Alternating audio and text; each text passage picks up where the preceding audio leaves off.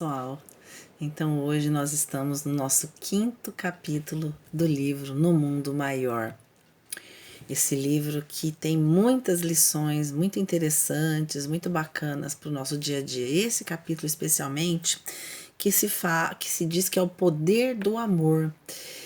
Ele nos dá uma lição para gente que trabalha com a mediunidade, que já fizeram curso de esclarecedor, de dialogador. Esse capítulo é importantíssimo porque o diálogo que a irmã Cipriana tem com os dois irmãos que estavam conectados cérebro a cérebros é muito importante, é muito esclarecedor para nós. É uma verdadeira lição para todos nós. Seja uma lição como dialogador, é uma lição de vida e é uma lição da importância do sentimento por excelência, que é o amor.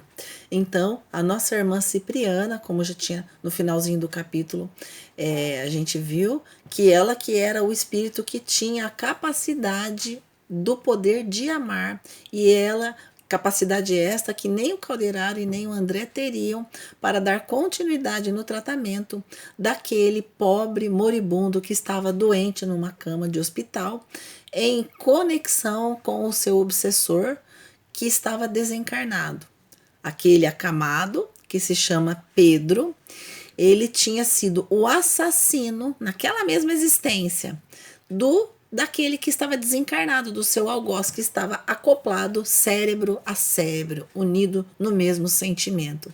Então, para demover aquela ligação tão profunda que os dois tinham mantido durante muitos anos, foi preciso a vinda da irmã Cipriana.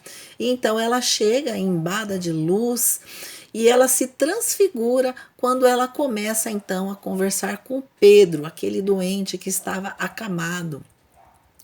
E o Pedro, ele então diz para ela, ele olha aquela irmã com luz, ele acha que é a Mãe Santíssima, ele fica deslumbrado e ele diz que ele não era merecedor da vinda de um espírito de tanta luz, porque ele era um assassino. Ele falou, eu matei. E ela falou para ele, eu sei, mas você não pediu perdão daquele a quem você assassinou, mas você pediu a Deus para que te auxiliasse. E nós estamos aqui para te auxiliar.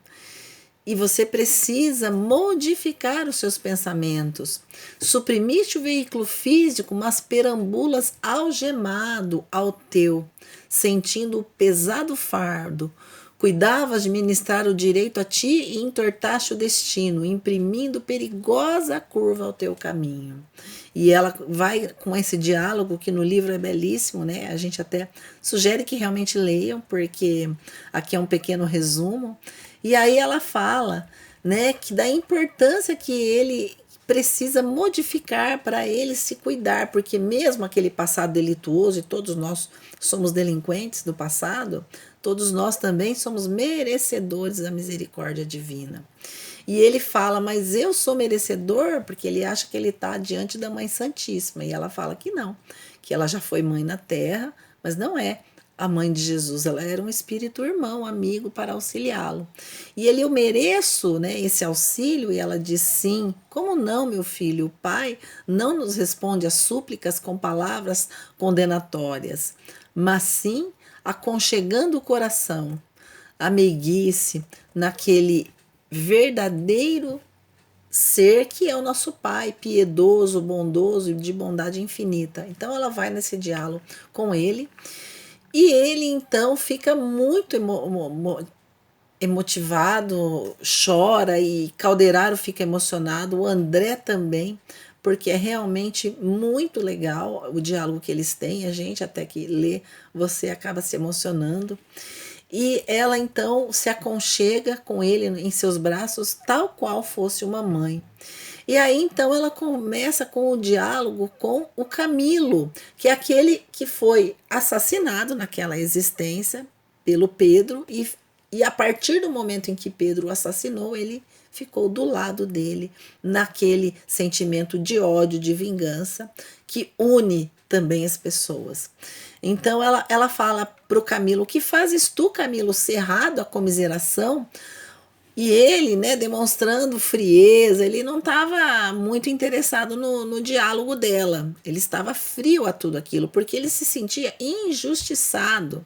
Né? Ele fala que pode fazer eu uma vítima, se não odiar sem piedade?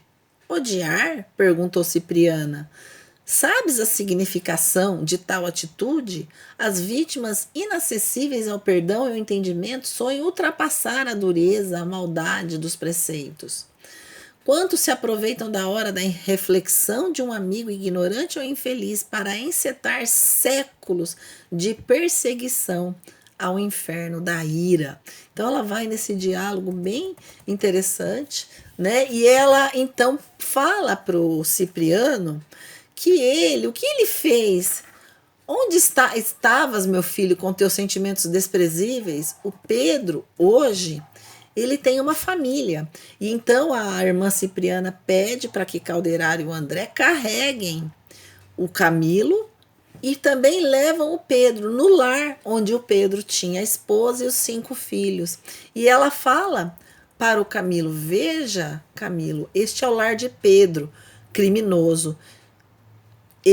O Pedro criminoso instituiu um lar com uma esposa e 5 filhos para começar o Pedro renovado. Aqui ele trabalha exaustivamente para retificar-se perante a lei, compreendendo a responsabilidade terrível de sustentar um lar. E ele, nesses anos, nesses 20 anos em que você ficou ao lado dele, perseguindo ele edificou uma família. Olha a importância da nossa família, de nós estarmos envolvidos nesse momento, você na sua casa, cada um de nós com os nossos familiares, os nossos filhos, os nossos amores, a importância dessa edificação. E a irmã Cipriana fala para Camilo: veja que ele conseguiu edificar o seu lar e hoje ele tem a oração dos 5 filhinhos e da esposa. E você, o que você fez nesses 20 anos? E o Camilo, então, ele diz que ele não é merecedor. Porque Deus fez aquilo com ele, né? Porque ele tinha sido vítima daquele assassino, porque ele não teve, né, a possibilidade de dar continuidade à sua vida. E aí ela faz um diálogo fantástico com ele, ela fala: que sabes tu da importância de Deus? Porque cada um de nós encarnados tem uma importância da renúncia, do perdão, o nosso sentimento de mudança, o coração que ama, cheio de poder renovador, disse Jesus, pode ser transformado.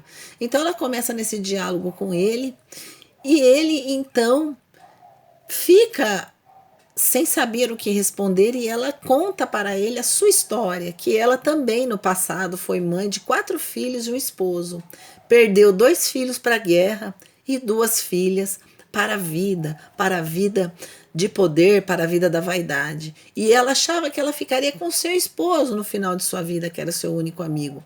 Mas quando ela foi acometida da lepra, da hanseníase, seu esposo a abandonou. E ela, nesse momento de solidão da sua existência, ela conquistou muito mais a renovação interior, a conexão com Deus, com Jesus, e foi nessa encarnação de muito sofrimento e de solidão onde ela conseguiu entender que o trabalho aos seus filhos, aos irmãos, é muito merecedor e é edificador. Então, muitas vezes, na nossa existência, a gente não consegue ter e alcançar o êxito que nós gostaríamos. Mas como é importante o trabalho do perdão, da renúncia, da boa vontade e principalmente do exercício do amor.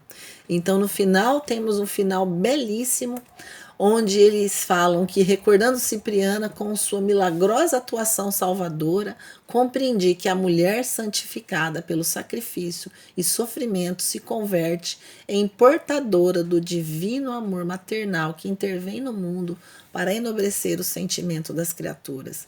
Então nós terminamos por aqui, amanhã nós teremos o 6º capítulo, desafio de 20 dias, gente. Um abraço, boa noite.